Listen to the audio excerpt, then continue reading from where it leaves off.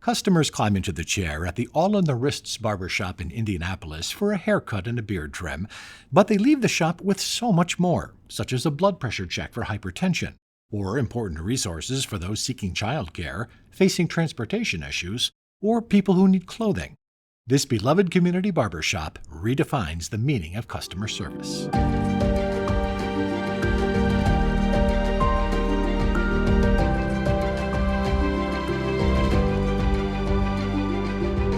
Welcome to Advancing Health, a podcast from the American Hospital Association. I'm Tom Hetterly with AHA Communications. Barbershops are traditional gathering places and information hubs for the African American community. That's why Marvin Taylor, the owner of All on the Wrists, was happy to participate in a program from Indiana University Health, led by their Chief Equity Officer, Dr. Brownsyne Tucker Edmonds, that places community health workers inside barbershops to educate the public about their vital health statistics. Let's give a listen in this three-way conversation with Dr. Tucker Edmonds and the AHA's Joy Lewis, Senior Vice President of Health Equity Strategies and Executive Director of the Institute for Diversity and Health Equity. Marvin, I want to kick things off with you and talk about your love of barbering and barbershops, even as a young person, young, how you idolized barbers, and frankly, how barbershops have been a sanctuary for Black men in the African American community.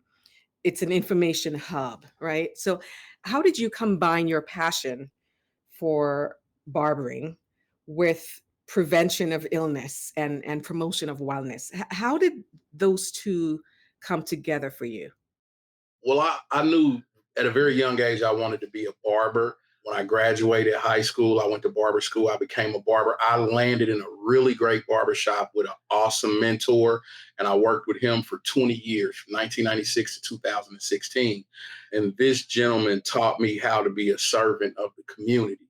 And it wasn't until after he passed that I incorporated health and wellness. So before the health and wellness aspect began, I was always serving the community as a barber, doing things, cooking for the community, helping the unhoused, just being a resource. He taught me that in order to be great, you have to greatly serve. And so I was doing that for a very long time. One day, I was in the barbershop and there was a gentleman named Calvin. I was cutting his hair and he was talking to me about hypertension and high blood pressure. My mother and father both suffer from hypertension. And so he proposed the iHeart Initiative program. And I was on board as soon as he told me about it. I was like, I'm whatever I can do to be a resource and to help the community, because there are a lot of people in the neighborhood of my barbershop that are medically underserved and unsheltered. So this was a perfect opportunity for IU Health and myself to collaborate to help some of those people. Wow. So you're really leaning into the role as a servant leader, I think is what you're describing, recognizing the needs of the community where you're operating your business, but right outside your doors are folks who are unhoused and a population that truly would not have access to preventive care. And those numbers are growing. As I look out my door, 2016, when I first opened up, we had about 4 or 5 people who were just outside and hanging out, didn't have anywhere to go, didn't have access to resources. Here we are, 2024, and that number, we're at 30 or 40 people that are just outside, and those people need access to uh, medical home housing and different things like that. So those numbers are definitely growing. So, Marvin, you mentioned the iHeart program. Dr. Tucker Edmonds, you want to get in now? I know IU Health has a mission to make Indiana one of the healthiest states in the nation, something folks can get behind, right?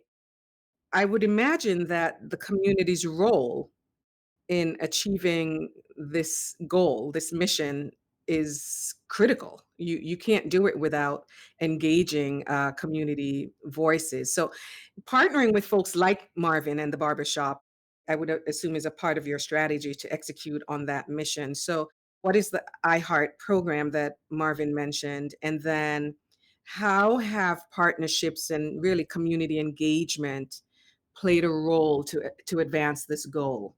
Yeah, I mean, to start just in terms of iHeart, it's an acronym. Always have to write it down. I love to make acronyms and then I forget what they mean. But it's Indianapolis Health Equity Access Outreach and Treatment. Effectively, it's a community health worker led intervention. It's a place based effort. We identified three anchor communities, really kind of mapping out, overlaying cardiovascular disease morbidity and racial disparity and social need to really identify three neighborhoods that had particularly, I think, high need and the opportunity for high impact to really partner with those communities, with community-based organizations, with community businesses, to really deploy a screening, outreach, and navigation program organized around cardiovascular health. And the reason I add the navigation is because sort of the screening and referral piece has been shown to not be as effective. The really critical point is how do we kind of close the loop? How do we help ensure that folks are getting to care, and we screen for cardiovascular risk as well as social determinants, drivers, impediments, your word of choice, of health. And then we help to try to navigate people to resources to meet medical and social needs. That's iHeart in a nutshell. But in terms of the community partnership elements, I mean, they're vital. I mean, to the point, I mean, Marvin's been an amazing partner. And I think what's so critical is the fact that you really have to kind of move into the spaces, the places, and work with the people that are already trusted, that are already serving, right? Sort of day to day. And the barriers to accessing healthcare in particular are significant. We just realize it's going to require that we move models of care and points of access beyond our four walls. It can't continue to be if we build it, they will come. And so moving into the community setting and working with those trusted leaders and individuals is key. And that's been really a point of success for us, partnering with barbershops, partnering with congregations, showing up in food pantries, showing up at the Urban League. I mean, those places where people with needs are, that's where we show up. And that's how we try to deliver this intervention and this opportunity to improve healthcare access. It sounds like you're leveraging the social vulnerability index, right, to identify where the needs are. Otherwise, many of these communities would go unnoticed, right? And then you're showing up. You're going to where those individuals are, and you're providing the care on their terms in their communities, working alongside trusted partners in the community. So there are several components to your strategy. Just a few data points I want to throw at you that I came across in preparing for this conversation today is that the iHeart program launched only a year and a half ago, January 2023. And since then, you have already completed nearly 3,000 blood pressure screenings and nearly 3,500 social needs screenings in barbershops like Marvin's and food pantries and other neighborhoods where you're going to really bring the care to the community. How did you spread and scale this initiative so quickly? I mean, I think it speaks to a couple of things. So we set out actually with a goal of screening 10% of the adult population in our anchor communities, which would be about 1,400 screenings over 3 years. So you can see that we are like way out over our pace. I think it boils down to three things. One is that I think it just speaks to the need. I mean, part of it is that we did initially identify disinvested areas where I think that there's really significant sort of need. I think it speaks to a great partnership. We work very closely, really hand in hand with our team. That's our community health team, led by Nicole Wilson here at IU Health. And they are on roller skates. They are out in sort of settings with our community partners, providing events, screenings, multiple kind of times a week in different settings. And with a model that's really intentional, it's not a lot of one offs. And I think this is where you also get the numbers and the build is that we decided we wanted to do an embedded model, a longitudinal model. So we're not just like here today, gone tomorrow. We're here every week, right? Like, so those partnerships that we've said, we're going to be at this pantry these 2 days a month or this every single week. We're going to be at Marvin's on a certain day. So then people also can know and share that like we're going to be back and that, you can sort of build those relationships over time. And the last piece is actually our partners. I mean, we just have tremendous partners. And, Marvin is so special in the way that he has already built trust and relationship in his community, that the folks who are unhoused kind of on his block, when he comes out and says come get your blood pressure, that they come. So I think that we've been intentional about figuring out the right partners, and that I think is also critical to kind of the success and the quick spread of the program. And certainly consistent with Marvin's earlier point around the demand growing. Initially, you said, what, Marvin, there were 4 or 5 folks outside your door, and now there are 30 plus. I guess, what are some of the challenges? What are some of the biggest challenges you've run into in terms of getting folks to say yes? Marvin, I know you're a trusted voice, you're a trusted resource in the community, but a part of this work, sometimes is not having access, but also not having education around what preventive care should look like or how it could be beneficial to one's overall health status and well-being. So, do you bring folks in kicking and screaming, or do people kind of respond when you say, "Come on in here"? Well, I think that I've been in the community for so long. I grew up in this neighborhood. I'll give you an example. Today it's about 96 degrees. We put out 2 cases of ice water. I just set them out on the corner, and everybody that walks past just get water. So I have a repeat service to the community. I'm consistent. And so I've built a really great bridge of trust between this community and my barbershop. Once we partner with IU, they sent in some, and I really have to say this, and I don't think they get enough credit, but the community health workers who IU has sent, they do an amazing job. And not only, so they kind of piggyback off of the trust that I've built with this community. And now the CHWs from IU Health are building independent relationships. And so now there are times when I don't even have to go outside and say, hey, it's blood pressure day. When they see those guys pull up and they're coming in, they're, oh, it's blood pressure day. So they come in on their own. And sometimes I had to go out and, give a little nudge. Come on. And they'll do it because the barbershop is such a resource. Like I said, the CHWs who are here every other Tuesday and every Thursday, they do an amazing job. I'm curious for both of you, what has surprised you the most about this program since its launch? We had mapped what the at a population level, like what the cardiovascular kind of morbidity rates and things were in the communities that we were going to engage. And I knew, and I know, right? I know the disproportionate burden of disease, particularly among Black Americans in terms of cardiovascular disease, hypertensive disease.